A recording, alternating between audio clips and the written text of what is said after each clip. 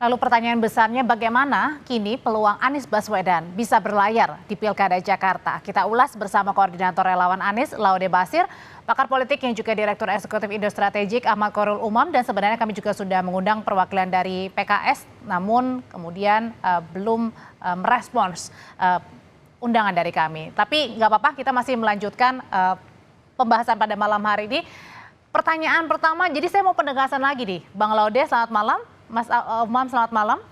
Selamat malam. Assalamualaikum warahmatullahi wabarakatuh. Waalaikumsalam. Jadi saya mau penegasan kembali lagi Bang Laude. Sebenarnya ada nggak sih tenggat waktu yang diberikan oleh PKS sampai 4 Agustus kepada Mas Anies? Ya, yang kami pahami, apa yang disampaikan oleh Mas Anies juga sudah menjadi konsumsi publik ya. Beberapa hari ini kemarin ya beredar voice note dari Mas Anies kepada Ketua DPW PKS DKI Jakarta bahwa tenggang waktu itu Mas Anies juga cukup kaget ya, artinya tidak memperoleh keterangan yang jelas. Makanya beberapa waktu yang lalu kepada teman-teman jubir PKS saya juga sempat bertanya, itu disampaikan dalam forum mana kan gitu ya, seperti apa bentuknya, apakah lisan ataupun tertulis. Tapi terlepas dari itu, ya memang urusan konfigurasi pasangan cagup dan cawagup memang selayaknya dan biasanya itu dibicarakan secara bersama. Ya tentu saja pimpinan partai juga calon pengantinnya. Ya calon pengantinnya adalah Mas Anies kan gitu.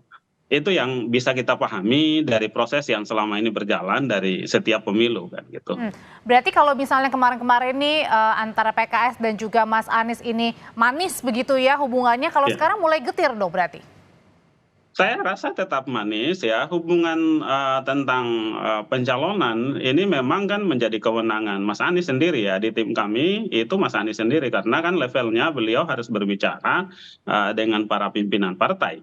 Ya kami para jubir akan meneruskan terhadap apa yang diperbincangkan jika itu memang dirasa perlu. Tetapi kalau masih merupakan konsumsi terbatas ya tentu kita juga dengan sangat terbatas menyampaikan ke publik. Tapi yang hari ini kita rujuk dan jelas kan bukan asumsi ataupun wacana-wacana yang berkembang di media. Yang sudah sangat jelas itu adalah bahwa PKB sudah memproses dukungan terhadap Mas Anies, dideklarasikan secara resmi oleh Ketua DPW-nya, pun demikian oleh PKS, itu kan secara resmi oleh Presiden PKS, dan demikian pula oleh Nasdem. Itu yang real pantas kita rujuk. Tapi itu kalau dari PKB kan masih DPW ya, belum DPP-nya.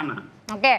Ya, dari PKB tapi kan masih DPW-nya, belum ketuk palu di DPP-nya, Bang Laude. Itu kan proses di Despekada, kemudian sampai kepada kemudian di DPP, artinya butuh waktu kan gitu ya. Dan waktunya kan pendaftaran itu akan dimulai pada tanggal 27 sampai 29.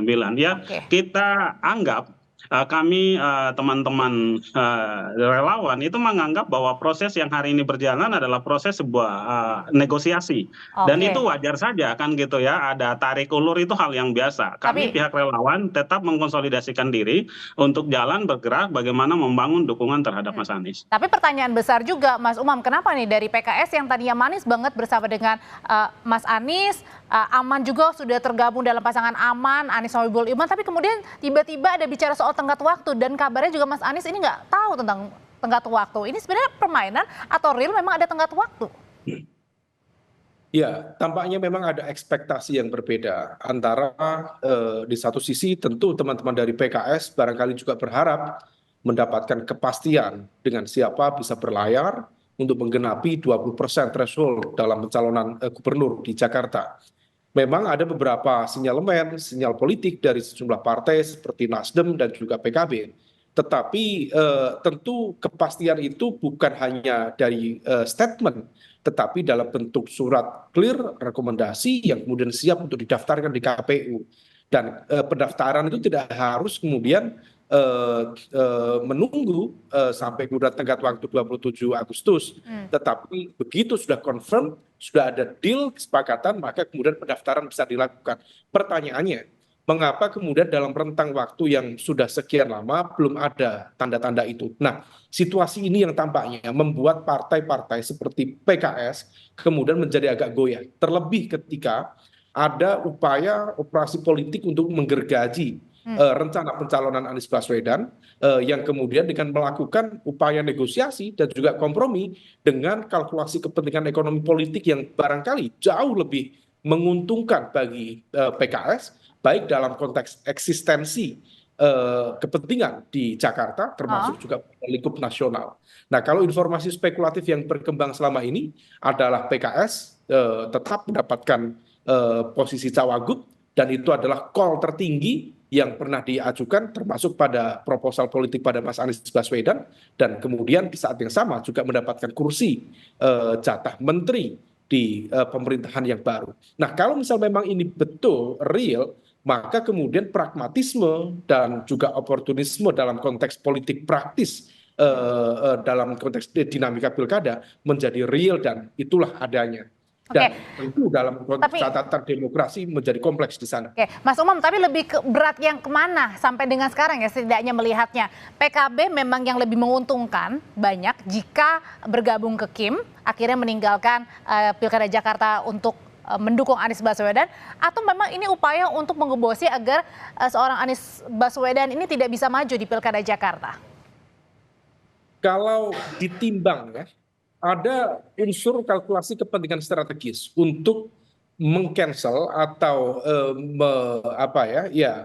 menghalangi bagaimana kemudian Anies Baswedan untuk maju di pilkada. Karena bagaimanapun juga Anies Baswedan memiliki captive market yang cukup memadai, basis pemilih loyal yang cukup terjaga, meskipun tetap memiliki irisan yang sama dengan PKS, yaitu di Jakarta Timur, kemudian Jakarta Pusat, dan juga Jakarta Selatan. Tetapi kalau misal kita cermati, dia tetap mampu melakukan konsolidasi itu, terutama kalau misal mendapatkan backup dari partai-partai perubahan yang lain.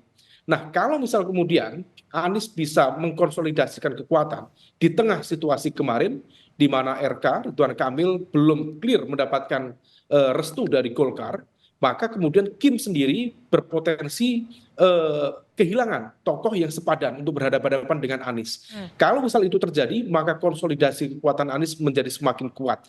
Kalau misal kemudian Anies menang di Jakarta, maka Jakarta bisa bertransformasi menjadi kekuatan oposisi yang cukup kuat, terutama di hadapan kekuasaan baru Prabowo Gibran. Nah, kita tahu di Pilpres kemarin Anies tampil begitu impresif, menjadi rival yang cukup kompetitif. Memang gap elektabilitasnya jauh dengan Pak Prabowo, tetapi argumen narasi yang digunakan betul-betul mampu memecah konsentrasi dari terutama misalnya Pak Prabowo dalam beberapa kali debat. Nah, kalau misal itu dibiarkan, maka artinya Jakarta berpotensi menciptakan potential threat atau ancaman atau tantangan dalam konteks kontestasi kekuasaan jangka menengah, yaitu di 2009. Nah, ini yang tampaknya menciptakan operasi politik yang cukup sistematis dan juga masif untuk memastikan. Dan diawali dari Pilkada Jakarta sekarang begitu ya maksudnya ya Mas Umam ya?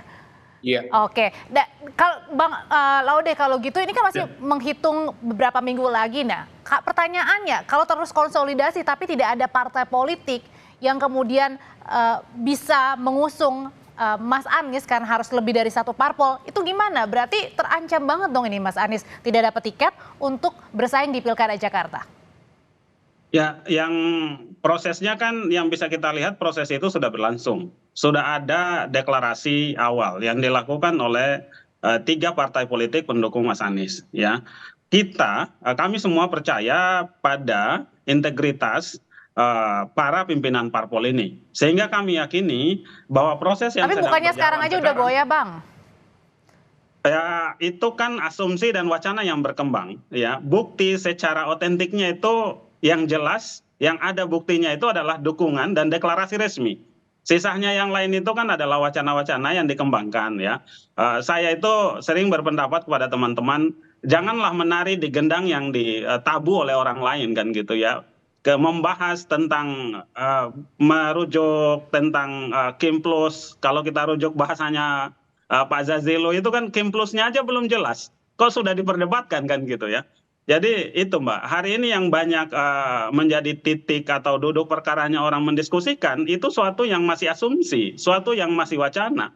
Sementara yang sudah jelas dan real itu adalah dukungan terhadap Mas Anies sudah dideklarasikan resmi Nah, di tapi masing-masing partai. tapi Bahwa masalahnya dalam dari prosesnya Bang Laude, ya tapi terkait dengan masalahnya pendaftaran. dari Mas Koli sendiri bilang ada dua opsi nih. Yang pertama dipastikan pasangan aman ini berlayar, atau yang kedua tidak Ya. bisa berlayar karena kurangnya kursi.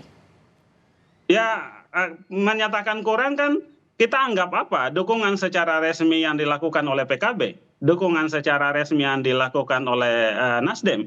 Proses internal di semua partai kemudian juga harus kita hargai kan gitu ya. Yang hari ini mereka lakukan adalah bagaimana menggodok proses itu sehingga sampai kemudian pada tahap pendaftaran. Nah, ya, yang diinginkan hari ini misalkan rekomendasi B1 KWK sebagai syarat untuk dibawa di KPU, ya itu kan ada partai yang sudah tuntas, ada yang partai yang belum. Maka solusi terbaik memang adalah yang biasa kita lihat pada proses-proses sebelumnya itu adalah duduk bersama. Dan kami meyakini ya para pimpinan partai baik itu PKS, Nasdem, kemudian PKB pun hari ini juga mengemuka misalkan PDIP ya Oke. kami percaya bahwa pada waktunya, pada momentum yang tepat itu Baik. pasti akan duduk bersama lalu kemudian membicarakan bagaimana Nah, kepentingan Jakarta ini. Intinya kan begini, visi oke. misi partai itu kan kemudian harus dijalankan dan harus ada orang yang menjalankan. Nah, tapi Nah, ini pertanyaan, yang kami garis bawahi sebagai masyarakat ya. Kami sangat berharap oke. pada bagaimana partai menyodorkan kami calon-calon terbaik untuk memimpin Jakarta ini. Ada harapan besar, Mas Umam, dari relawan Anies Baswedan tetap Mas Anies ini bisa kemudian mendapatkan karpet merah di Pilkada Jakarta. Tapi pertanyaan besar, siapa kira-kira sampai dengan detik ini setidaknya partai politik yang tidak goyah ke kanan ke kiri tetap bersama Mas Anies untuk berlabuh di Pilkada? Ya, kalau kita cermati statement dari Bang Laude tadi ya, rasanya masih ada optimisme untuk berharap pada tiga partai yang sebelumnya berada di koalisi perubahan. Meskipun dalam konteks realitas politik ada dinamika yang harus diantisipasi oleh Mas Anies dan lingkar dekatnya untuk mengantisipasi terjadinya perubahan-perubahan yang justru betul-betul di luar ekspektasi tadi. Memang ada satu partai yang per hari ini belum menunjukkan arah dan juga keberpihakan, yaitu PDIP. Tetapi kalau misalnya kemudian toh PDIP misalnya memiliki keterpanggilan untuk memberikan dukungan kepada Mas Oke. Anies, tentu kalkulasi politiknya harus dihitung secara cermat. Siapa yang posisinya akan menjadi cawagup? Karena Mas Anies sendiri juga bukan representasi dari PKS. Mas Anies juga bukan representasi dari PDIP. Nah, situasi dan juga realitas karena Mas Anies tidak berangkat dari kader partai, ini juga dalam konteks Pilkada Jakarta ini menjadi sebuah political barrier Oke. yang kemudian agak ya menjadi kendala dalam upaya untuk mengkonsolidasikan basis kekuatan koalisi. Kalau misal Mas Anies menjadi representasi, let's say dari Nasdem misalnya, atau dari PKS misalnya, tentu upaya untuk menciptakan koalisi itu akan jauh lebih efektif dan jauh lebih mudah. Tetapi realitasnya sekarang tampaknya sangat berbeda. Oke. Belum lagi bicara tentang potensi ideological resistance dengan PDIP dan lain sebagainya. Nah, ini yang tentu harus diantisipasi oleh Mas Laude dan teman-teman supaya optimisme dan juga kepercayaan, jadi political trust terhadap partai-partai yang kemarin sudah berkeringat ikut berjuang bersama di Pilpres dengan mengusung koalisi perubahan itu kemudian betul-betul diletakkan pada basis ekspektasi yang sesuai. Jangan sampai kemudian ekspektasi tinggi tetapi realitas justru Oke. tidak terantisipasi dalam dinamika perubahan yang begitu cepat. Mas Umam, terima kasih. Bang Laude, terima kasih. Terima kasih. Selamat malam.